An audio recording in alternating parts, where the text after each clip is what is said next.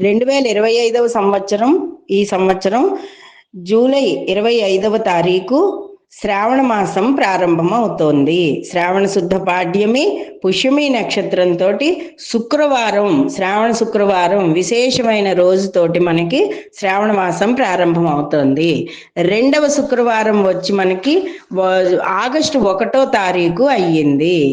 అలాగే మూడవ శుక్రవారం వచ్చి 8వ తారీఖు అయ్యింది. నాలుగవ శుక్రవారం వచ్చి 15వ తారీఖు ఆగస్టు అయ్యింది. 22వ తారీఖు 5వ శుక్రవారం ఆగస్టు 22వ తారీఖు అయ్యింది.